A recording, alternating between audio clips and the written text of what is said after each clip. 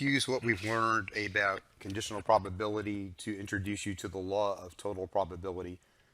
And once you understand the law of total probability, Bayes' theorem, which is considered very complex and very important, shouldn't be too hard to understand. So let's look at an example. Let's suppose every car in Houston either has flood damage or does not have flood damage. 5% of the cars have flood damage. 95% of the cars don't have flood damage. And if a car has flood damage, there's an 80% chance the engine will fail. But if it doesn't have flood damage, there's a 10% chance the engine will fail. The question is, what fraction of the cars have their engine failing? So we have some information here. We have the probability of flood damage, call it FL, is 5%. The probability of no flood damage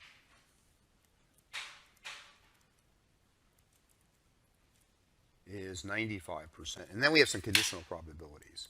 So given flood damage, the probability of an engine fail, given it flooded, is 80%. And the probability of a fail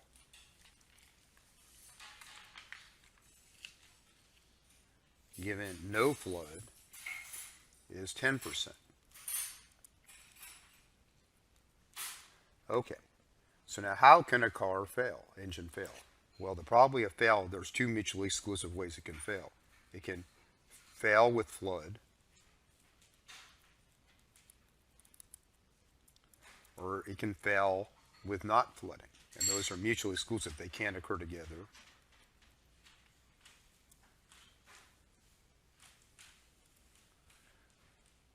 And we can use conditional probability here. The probability of failing with flood, you would need it to have flood damage. And you would need it to probably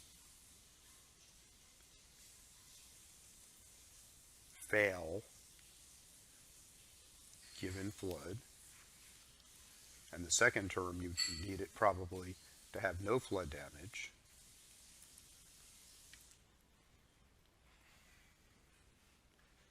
And then multiply that times how likely it is to fail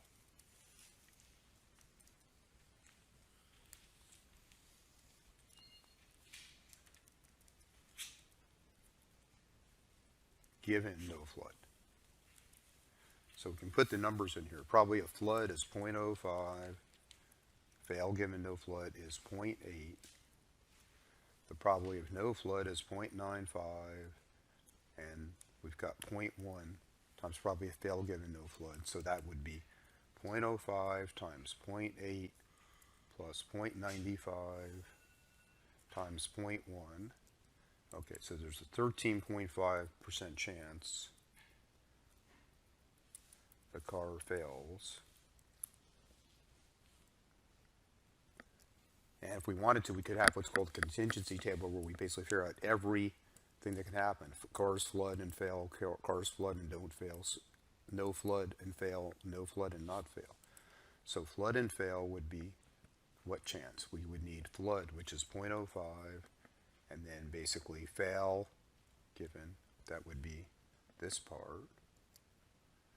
And then this part we just did was 95% chance it won't flood times the chance it would fail given no flood, right there.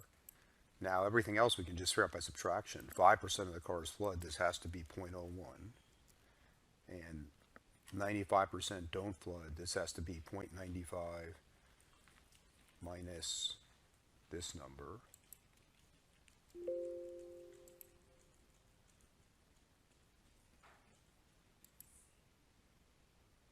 Don't want that decimal point. And so now we figured out for every car what are the chances. Basically the no flood will add the 95%. Now you'll see in the next video that if we understand this law of total probability, Bayes' theorem is really quite simple. Okay, so thanks for watching, and there's a free course, a free 21-day course from Dr. Winston, and all of these videos are coming from one of three books. So first, this one, which you can see here at the top of the screen, Microsoft's book, which has 355 reviews, and then it's, let's see, 4.6 stars. It's coming from this book as well, his marketing analytics book, which is down here, and you can sort of see 4.5, or his newest book, his analytic stories book, which is here.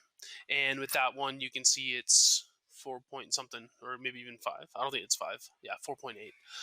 And so, yeah, anyways, in the description, there's a free 21-day course from Dr. Winston, or you can go to excelwithwayne.com/free, and it'll be there. But again, thanks for watching, and if you have any questions, just please let us know. Thanks.